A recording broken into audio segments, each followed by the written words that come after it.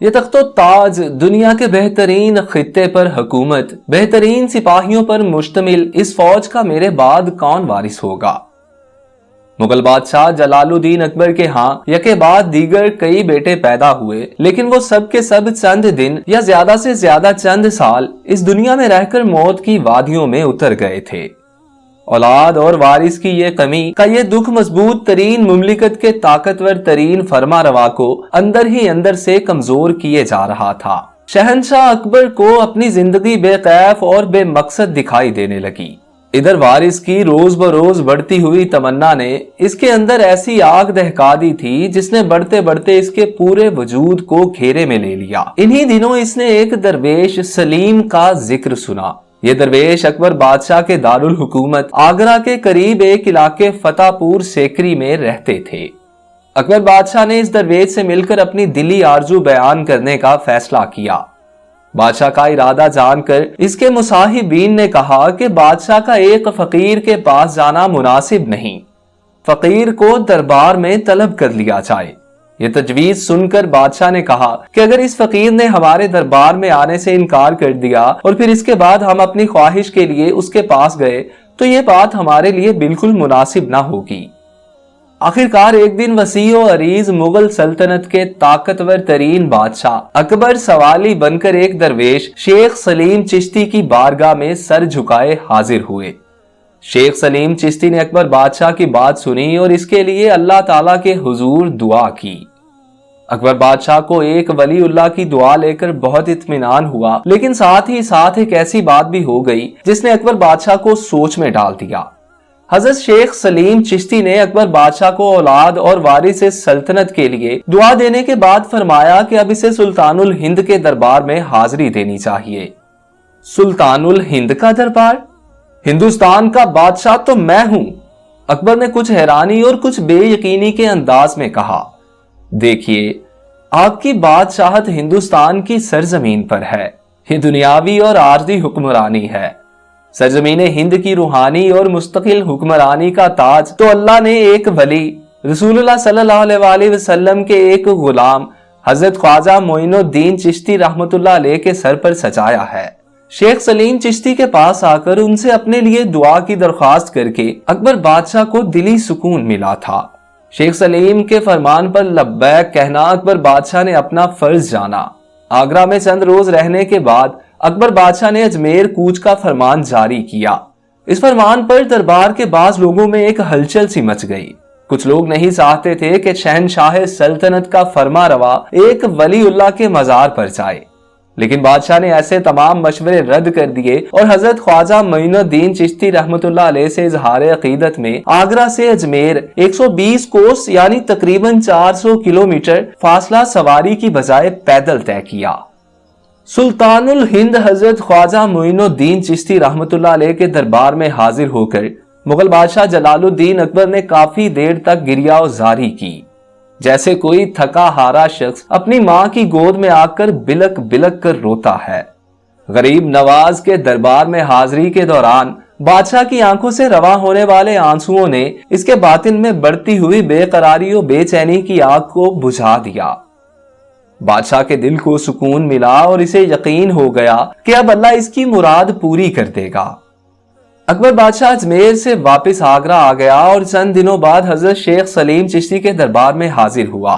حضرت شیخ سلیم چشتی کی دعاؤں کا اثر یہ ہوا اکبر بادشاہ کے ہاں ایک بیٹا پیدا ہوا۔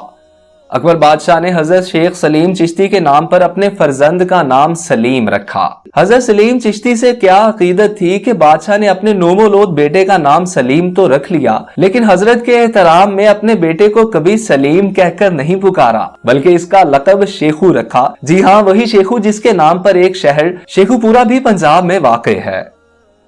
تاریخ شہزادہ سلیم بن اکبر کو شہنشاہ جہانگیر کے نام سے جانتی ہے۔ حضرت خواجہ معین الدین چشتی رحمت اللہ علیہ کی ولادت باسعادت ایران کے صوبے سیستان کے شہر سنجر میں 1141 عیسوی میں ہوئی۔ معین الدین چشتی کے والد بزرگوار کا اسم گرامی سید غیاث الدین اور والدہ کا نام ماہنور تھا۔ والد بزرگوار اپنے علاقے کے نہایت صاحب ثروت تاجروں میں شمار کیے جاتے تھے۔ جس دور میں خواجہ معین الدین چشتی رحمت اللہ علیہ کی پیدائش ہوئی، اس وقت عالم اسلام شدید انتشار و افتراق سے دوچار تھا۔ اسپین اور شمالی افریقہ کے مسلم حکمرانوں کی باہمی جنگوں سے فائدہ اٹھاتے ہوئے الفانسو نے ان پر حملے شروع کر دیے تھے۔ اندرونی طور پر فتنہ و فساد کا یہ عالم تھا کہ حسن بن صباح کے فدائیوں نے عباسی خلیفہ المسترشد کو قتل کر دیا۔ ملت اسلامیہ میں پھیلا انتشار معین الدین چشتی کے شہر سنجر تک آ پہنچا۔ معین الدین کی عمر ابھی 13 برس کی ہی تھی کہ حسن بن صباح کے فدائیوں نے سنجر پر حملہ کر دیا۔ اس حملے کے نتیجے میں شہر تباہ و برباد ہو گیا۔ سید غیاث الدین اپنے خاندان کے ہمراہ بڑی مشکل سے جان بچاتے ہوئے خراسان روانہ ہو گئے۔ انہوں نے نیشا پور میں سکونت اختیار کی۔ سفر کی سختی اور مصائب و آلام نے سید غیاث الدین کی صحت پر بہت برا اثر ڈالا اور آپ صرف 2 سال بعد ہی خالق حقیقی سے جا ملے۔ ابھی معین الدین اس صدمہ سے ہی سنبھل نہ پائے تھے کہ 1 سال بعد ہی والدہ ماجدہ ماہ نور بھی انتقال کر گئیں۔ ان لگاتار حوادث اور المیوں نے آپ کی زندگی کا نقشہ ہی بدل ڈالا۔ ناز و نام میں پرورش پانے کے باوجود آپ کا مزاج دوسرے صاحب ثروت خاندان کے بچوں سے قطعی مختلف تھا۔ آپ نے تعلیم کا سلسلہ جاری رکھا۔ گزر بسر کا ذریعہ پھلوں کا ایک باغ اور ایک پن چکی تھی جو ورثہ میں آپ کو ملی تھی۔ ایک روز آپ کسی کام میں مصروف تھے کہ باغ میں ایک بزرگ تشریف لائے۔ ان بزرگ کا نام ابراہیم قندوزی رحمت اللہ علیہ تھا۔ یہ مرد درویش مجذوب تھے۔ معین الدین نے درویش کو سائے میں بٹھایا اور انگوروں کا ایک خوشہ نظر کیا۔ درویش اس مہمان نوازی پر بہت مسرور ہوئے اور اپنے تھیلے سے کھلی کا ایک ٹکڑا نکالا اور اسے اپنے دانتوں سے چبا کر خواجہ صاحب رحمت اللہ علیہ کو دے دیا۔ چبایا ہوا کھلی کا یہ ٹکڑا کھاتے ہی معین الدین کے اندر کی دنیا بدل گئی۔ انہیں احساس ہوا کہ ان کی زندگی کا کوئی مقصد ہے اور یہ مقصد باغ، پنچکی اور کاروبار کی نگرانی سے زیادہ عرفہ و اعلیٰ ہے۔ نئی منزلوں کی تلاش کے لیے 17 سال کی عمر میں آپ نے سمرقند کے عالم دین مولانا حسام الدین بخاری کی شاگردی اختیار کی اور 2 سال کے مختصر عرصے میں تفسیر، حدیث، فقہ اور فلسفے کے اندر کمال حاصل کر لیا۔ کچھ عرصہ علوم فنون کے مرکز بخارا میں گزارا اور صرف 20 برس کی عمر میں ریاضی، فلکیات اور علم طب میں مہارت حاصل کی، جس سے آپ کی شعوری استعداد میں اضافہ ہوا۔ لیکن آپ کو احساس تھا کہ ان علوم سے تو ابھی حقیقی مقصد کا ہی پتہ نہیں چلا، تو اس کا حصول کیوں کر ممکن ہو سکے گا۔ جستجو اور تلاش کی چنگاری اندر ہی اندر سلگ رہی تھی۔ آرزو تھی کہ کوئی صاحب کمال اس چنگاری کو شعلہ بنا دے۔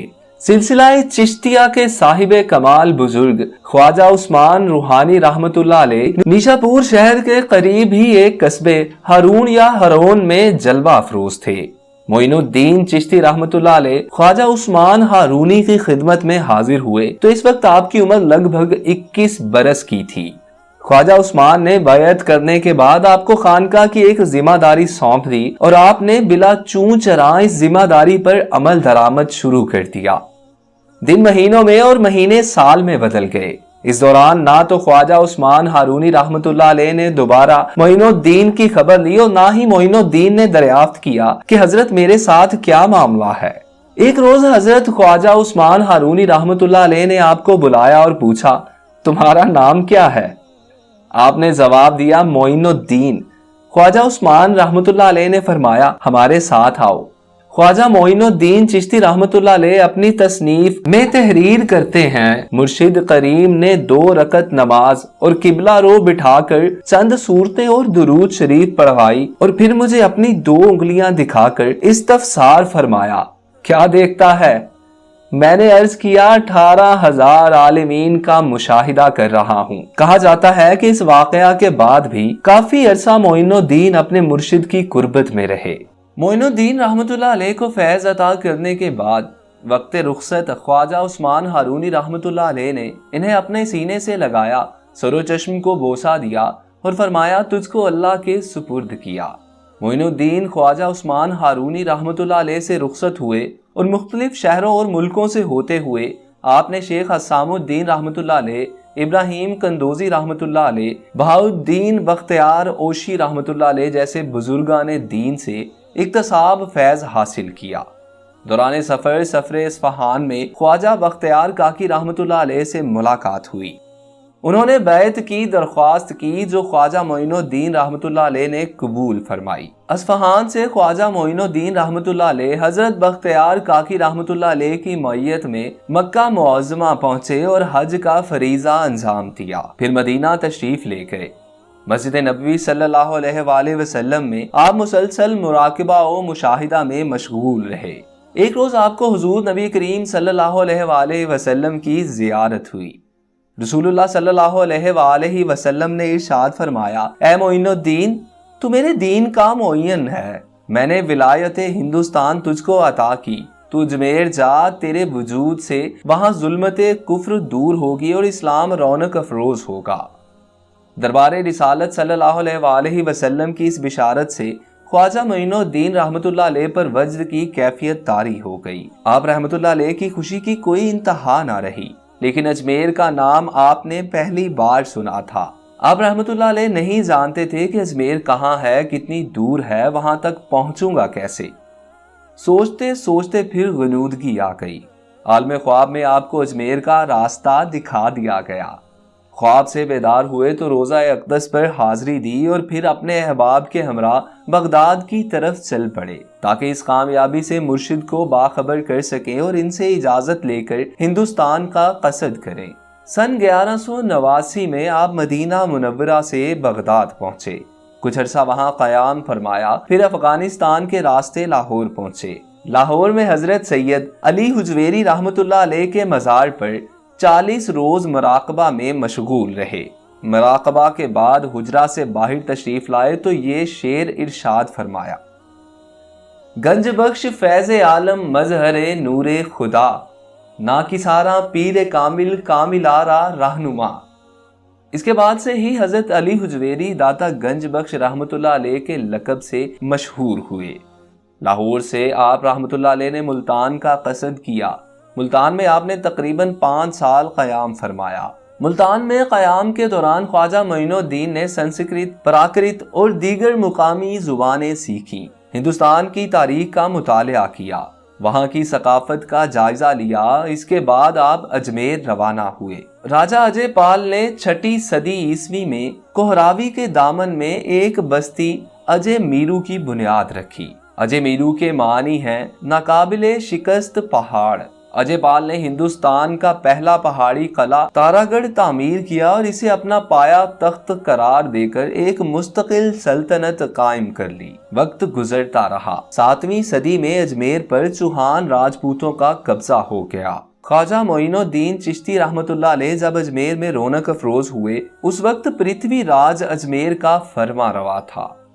1191 عیسوی میں جب حضرت خواجہ معین الدین رحمۃ اللہ علیہ اپنے ساتھیوں کے ہمراہ اجمیر پہنچے تو آپ رحمۃ اللہ علیہ نے ایک مقام پر قیام کرنا چاہا۔ یہاں ارد گرد گھنے درخت بھی تھے اور یہ علاقہ شہر سے الگ تھلگ بھی تھا، لیکن مقامی چرواہوں نے آپ کو اس جگہ قیام کی اجازت نہیں دی۔ انہوں نے کہا کہ آپ لوگوں کو یہ جگہ نہیں دی جا سکتی، اس لیے کہ یہاں راجہ کے اونٹ بیٹھتے ہیں۔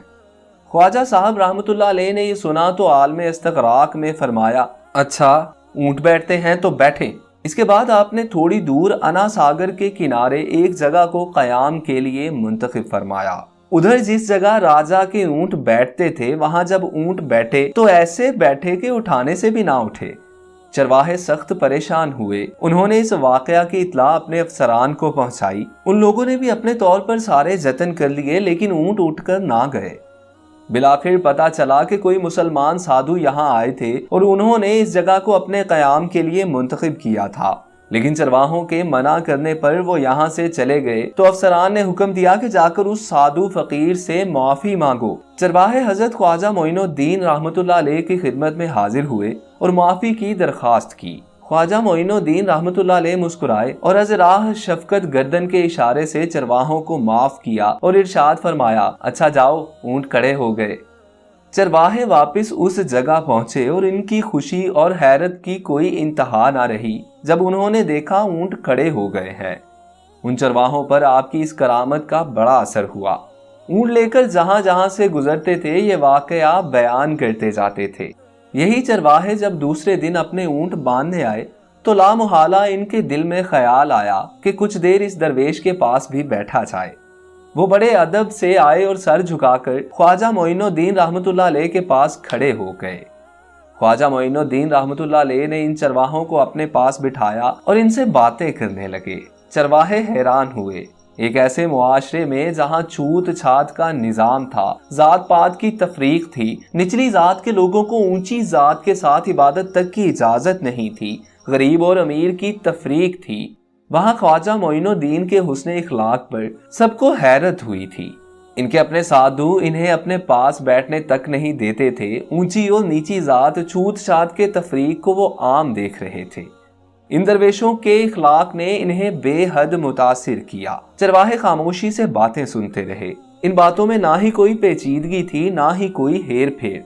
इन्हीं की जुबान में बातें हो रही थी। लहजा भी शुगुफ्ता और दिल मोह लेने वाला था। गरूर था ना तकब्बुर। इन्हें ऐसा लगा कि अपने ही जैसे किसी आदमी से बात कर रहे हैं। वो चरवाहे जब ख्वाजा मोइनुद्दीन के पास से रवाना हुए तो रास्ते भर मुसलमान दरवेश की बातें करते रहे। अब वो जिससे भी मिले उनके हुस्ने इखलाक के किस्से बयान किए। अब इन चरवाहों का हर दिन ख्वाजा साहब के साथ गुजरने लगा। हर मुलाकात में वो एक नया तासुर लेकर उठते। इन चरवाहों की जुबानी आपकी बातें सुनकर कई और लोग भी आपको देखने और मिलने पहुंचे। बाज लोगों को परेशानियों और मुसीबतों ने उभारा कि वो दुआ के लिए इस फकीर के पास जाएं। किसी ना किसी तरह अवाम का रुख आपकी तरफ हो गया।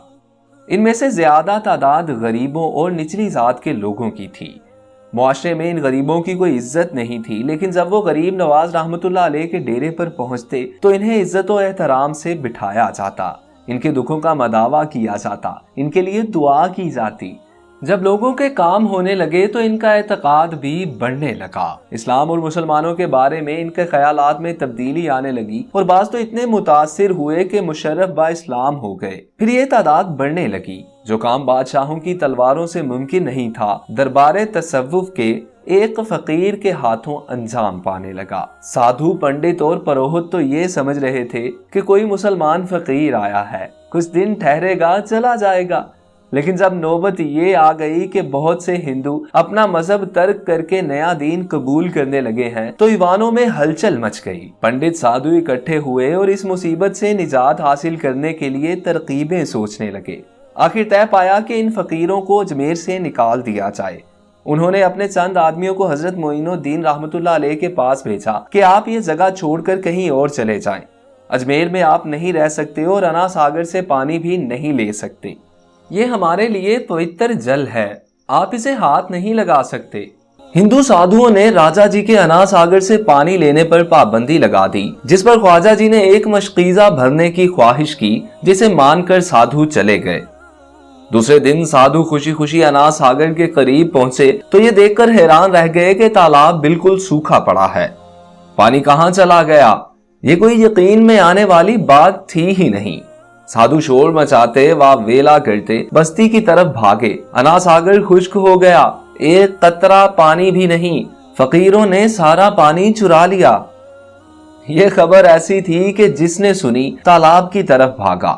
लोग अना सागर तालाब पर जमा हो गए। थोड़ी देर में साधु राजा के अफसरान के हमरा वहां पहुंच गए। उन्होंने सूखे हुए तालाब को देखा और फिर दूर बैठे फकीरों को देखा। समझ में नहीं आ रहा था एक रात में तालाब का पानी कहां चला गया। अफसरान ख्वाजा साहब की खिदमत में हाजिर हुए और कहने लगे, अना सागर का पानी खुश्क हो गया है, तमाम लोग सख्त परेशान हैं, हमें नहीं मालूम है कि ये कैसे हुआ। साधु कहते हैं ये आपने किया है।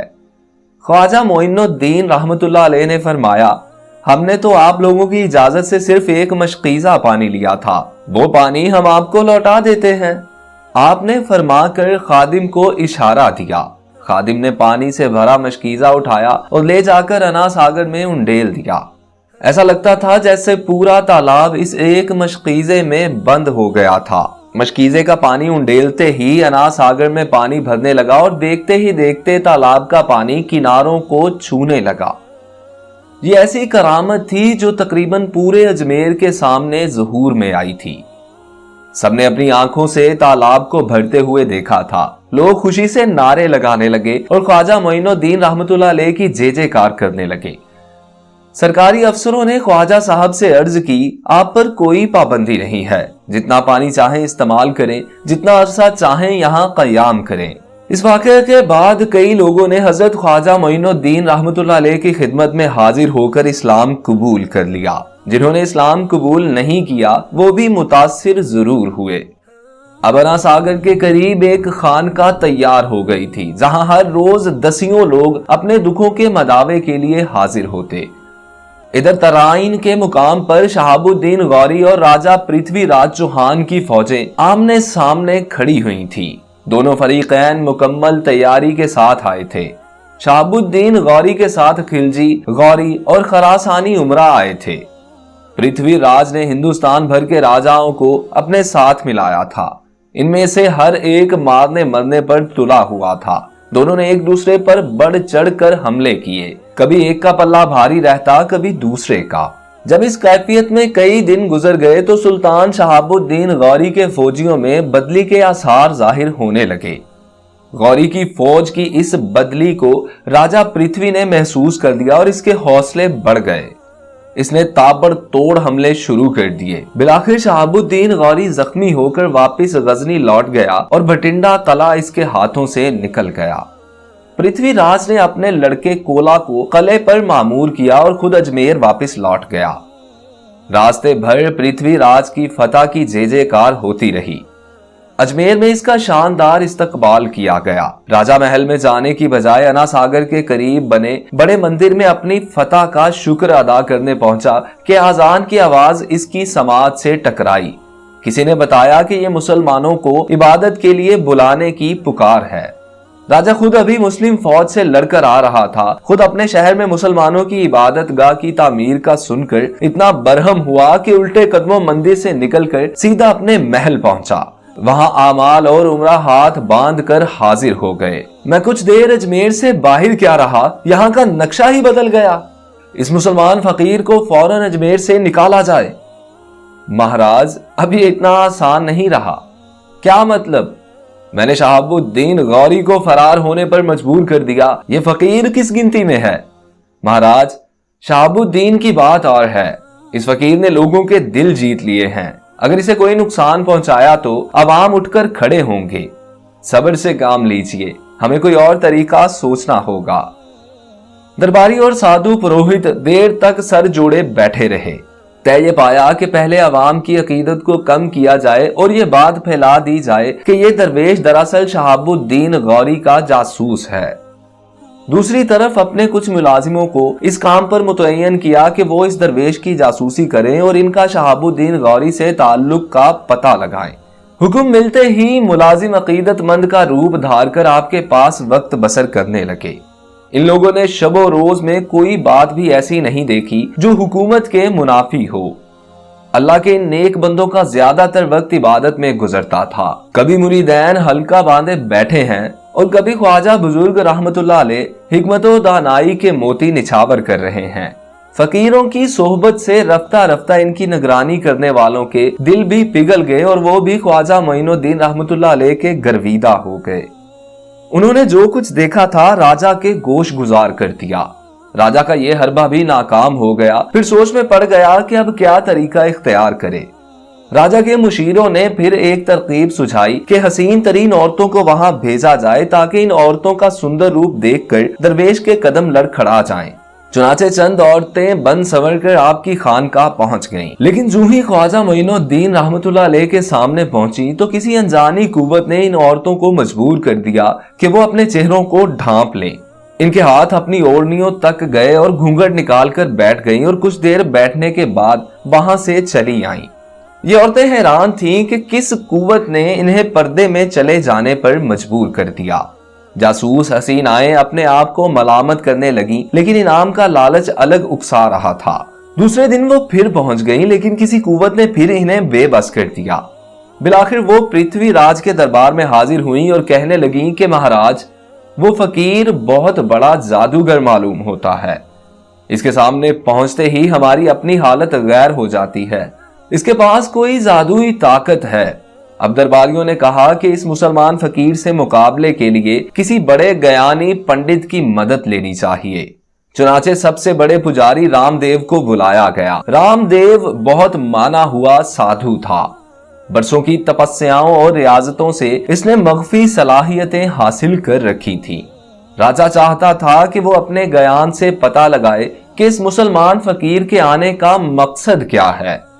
رام دیو اپنے چیلوں کو لے کر خواجہ معین الدین رحمت اللہ علیہ کے پاس پہنچ گیا۔ آپ کی نظر رام دیو اور اس کے ساتھیوں پر پڑی۔ آپ نے انہیں بیٹھنے کو کہا۔ رام دیو نے خواجہ معین الدین رحمت اللہ علیہ کی طرف گہری نظر ڈالی۔ اس نے دیکھا کہ خواجہ صاحب رحمت اللہ علیہ کا سارا جسم نور ہے، لیکن دل میں ایک سیاہ دھبا ہے۔ سادھو نے خواجہ صاحب سے کہا، تیری آتما تو روشن ہے، لیکن تیرے دل میں ایک سیاہ دھبا ہے۔ رام دیو کی بات سن کر خواجہ غریب نواز رحمت اللہ علیہ نے فرمایا، تو سچ کہتا ہے۔ سادھو یہ سن کر حیرت کے دریا میں ڈوب گیا اور کہا، چاند کی طرح روشن آتما پر یہ دھبا اچھا نہیں لگتا، کیا میری شکتی سے یہ دھبا دھو سکتا ہے؟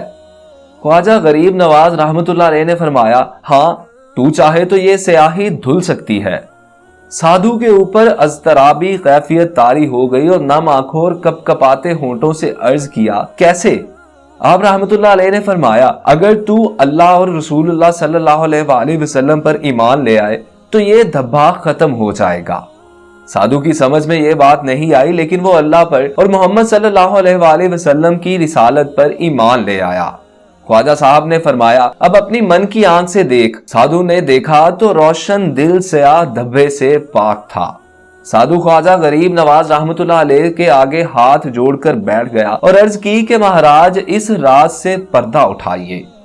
خواجہ اجمیری رحمت اللہ علیہ نے فرمایا، وہ روشن آدمی جس کے دل پر تو نے سیاہ دھبا دیکھا تھا، میں نہیں بلکہ تو خود تھا، لیکن اتنی شکتی کے بعد بھی تجھے روحانی علم حاصل نہیں ہوا۔ آدمی کا دل آئینہ ہے اور ہر دوسرے آدمی کے آئینے میں اسے اپنا عکس نظر آتا ہے۔ تو نے جب اپنی روشن آتما میرے اندر دیکھی تو تجھے اپنا عکس نظر آیا۔ تیرا ایمان حضرت محمد صلی اللہ علیہ وآلہ وسلم کی رسالت پر نہیں تھا، اس لیے تیرے دل پر سیاہ دھبا تھا، اور جب تو نے کلمہ پڑھ لیا تو تجھے میرے آئینے میں اپنا عکس روشن نظر آیا۔ رام دیو اپنی جگہ سے اٹھا اور آپ کے قدموں پر سر رکھ دیا۔ حضرت خواجہ نے اس کا نام شادی دیو رکھا اور اپنی تربیت میں لے لیا۔ شادی دیو ہندی میں مسرت بخش کو کہتے ہیں۔ رام دیو کے چیلے یہ سب کاروائی بڑے غور سے دیکھ رہے تھے۔ جب انہیں یقین ہو گیا کہ رام دیو واقعی مسلمان ہو گیا ہے تو ان پر ہیبت طاری ہو گئی۔ وہاں سے اٹھ کر بھاگے اور سیدھے پرتھوی راج کے پاس جا کر دم لیا۔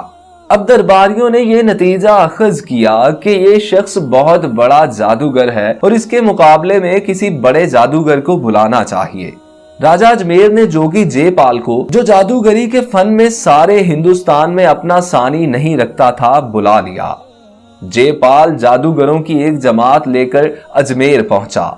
اس نے راجہ کی خدمت میں حاضر ہو کر کہا، ہم اس مسلمان فقیر کو ہرا دیں گے۔ جے پال کی قیادت میں کئی جادوگر حضرت خواجہ معین الدین رحمت اللہ علیہ کے پاس پہنچے۔ ان جادوگروں کی آمد پر خواجہ صاحب اٹھے، وضو کیا، اپنے تمام ساتھیوں کے ارد گرد ایک لکیر کھینچی اور کہا کہ انشاءاللہ اس لکیر کے اندر ہمارے کسی دشمن کو آنے کی جرت نہ ہوگی۔ چنانچہ جو ہی کسی نے اس لکیر سے آگے بڑھنے کی جرت کی، وہ منہ کے بل گر پڑا اور ناچارہ لوگ پیچھے ہٹ گئے۔ اب جادوگروں نے دور سے اکٹھے ہو کر جادوگری کا آغاز کر دیا۔ لوگوں کو یوں دکھائی دیتا تھا کہ پہاڑ کی چوٹیوں سے ہزاروں اور لاکھوں سانپ اس لکیر کی طرف بڑھ رہے ہیں۔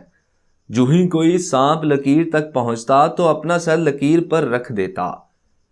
جے پال یہ دیکھ کر بڑا پریشان ہوا۔ اب اس نے جادوگروں کو کہا کہ آسمانوں سے آگ برساؤ۔ دیکھتے ہی دیکھتے اتنی آگ برسی کہ سارا آسمان انگاروں اور شعلوں سے بھر گیا۔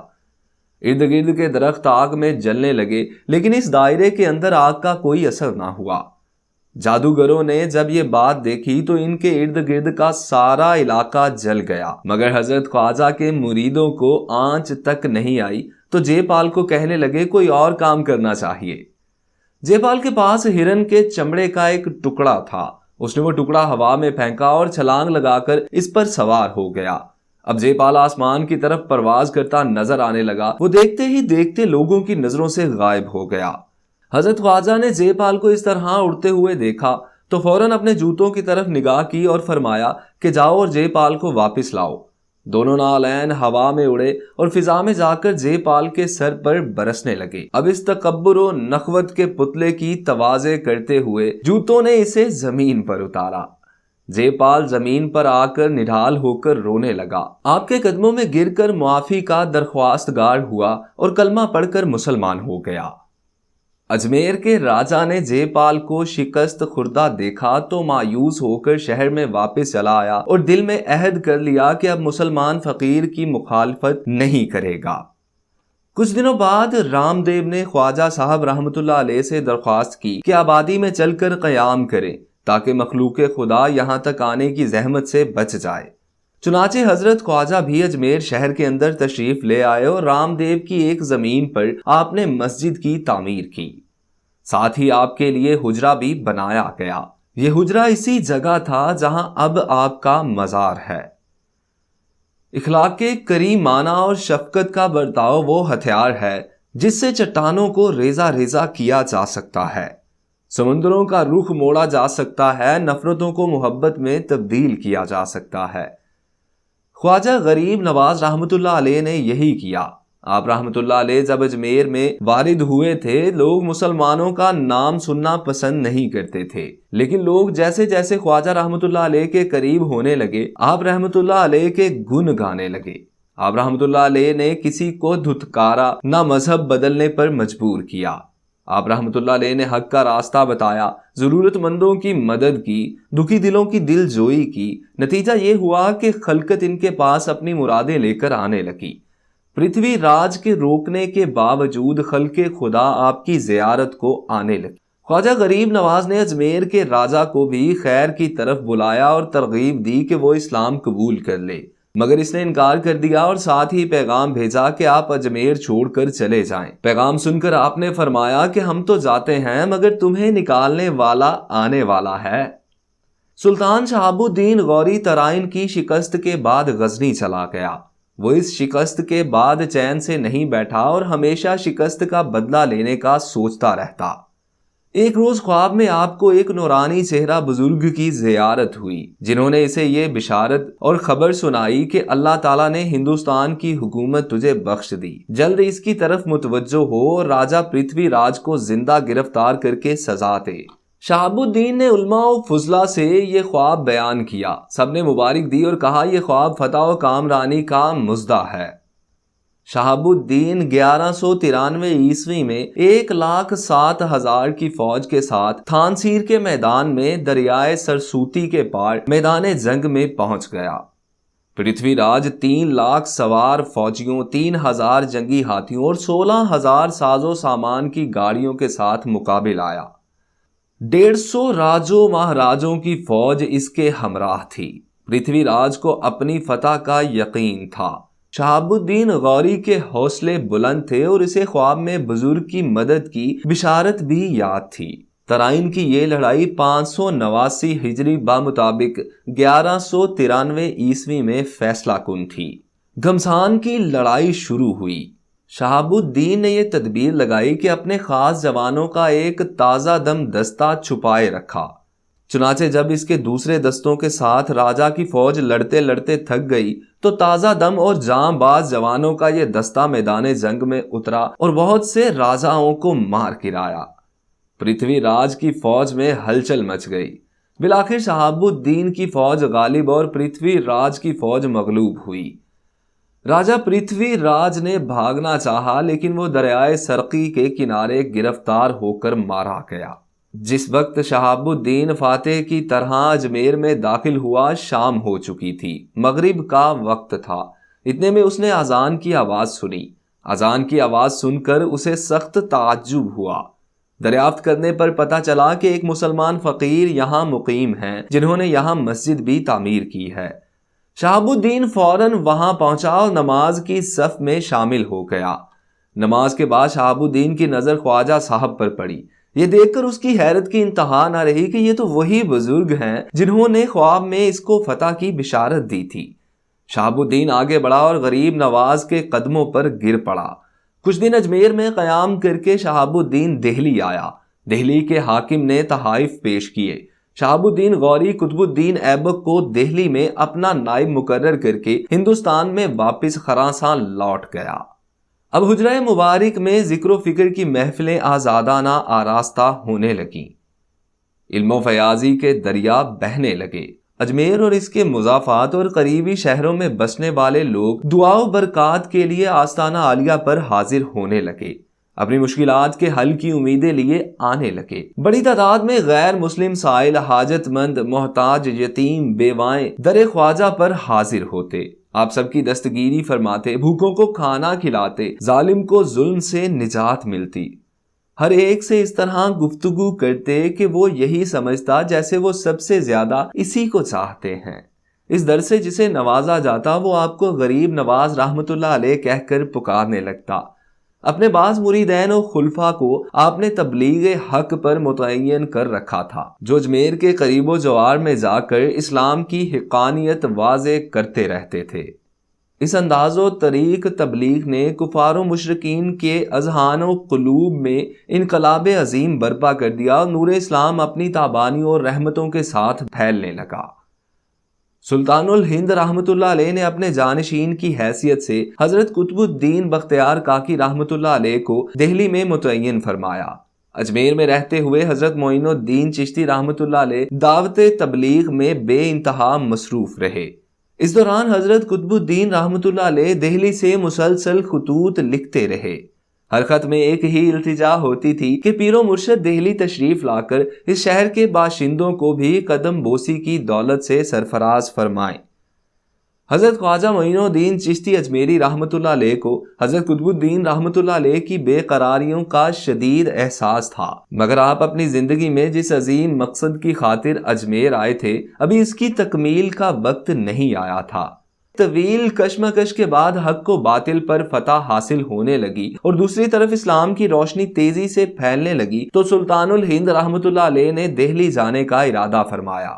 اجمیر کے باشندوں کو غریب نواز رحمت اللہ علیہ کے عزم سفر کی اطلاع ہوئی۔ عقیدت مندوں کا ایک ہجوم خانقاہ کے سامنے رو رو کر فریاد کرنے لگا۔ چنانچہ خواجہ صاحب واپس آنے کے وعدے پر دہلی روانہ ہوئے اور خواجہ قطب الدین بختیار کاکی رحمت اللہ علیہ کے پاس قیام کیا۔ ان دنوں خواجہ قطب الدین بختیار کاکی رحمت اللہ علیہ کے ایک نوجوان مرید فرید الدین مسعود بھی پنجاب سے دلی آ کر خانقاہ میں مصروف ریاضت تھے۔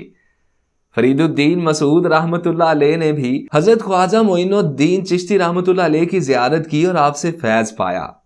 دوستو، کیا آپ جانتے ہیں کہ فرید الدین مسعود کون تھے؟ یہ وہی ہیں جنہیں ہم بابا فرید شکر گنج کے نام سے جانتے ہیں۔